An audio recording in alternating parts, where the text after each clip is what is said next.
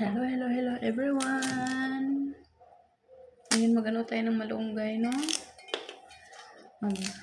Magluto tayo ng gulay, mga kabuhi. Pampa-init sa tiyan.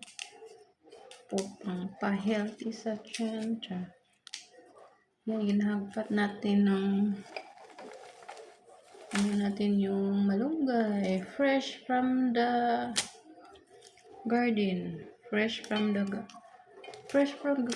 Fresh from the tanim. Diba?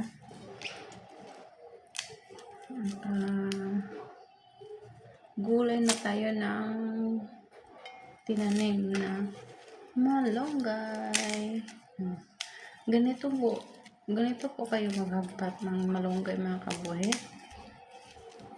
Sa akin ay ganito ako maghagpat ng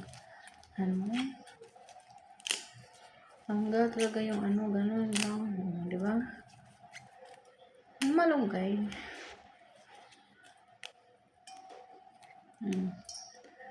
Tinula tayo ng tanigi. Tinula tayo ng tanigi na isda. Ito lang yung halo malunggay. Ay po, na mga kabuhi. Lami-lami na to ngayon. Naghintay na yung isda.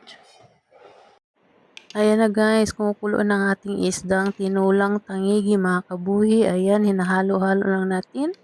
Ayan, tinitingnan natin yung puti na isda. Bakit nagtaka ako, mga kabuhi? Sobrang puti na isda to ng tangigi. Sobrang mahal, sobrang puti. Lahat na nagtaka ako talaga bakit sobrang puti. Buti pa yung isda, sobrang puti. Pero tayo ito, sobrang itim talaga, mga kabuhi. Kaya takpan na natin. At yan, kumukulo naman ulit at halo-haluin natin. Tingnan natin bakit ka ba kumubuti na isda. Kaya yun, mga isda naman ngayon, mga kabuhi, no? Yan ang ating ulam, tinulang tanigi. Kaya yun, mga kabuhi, ang sarap na ihigop kasi na, gikabuhi na.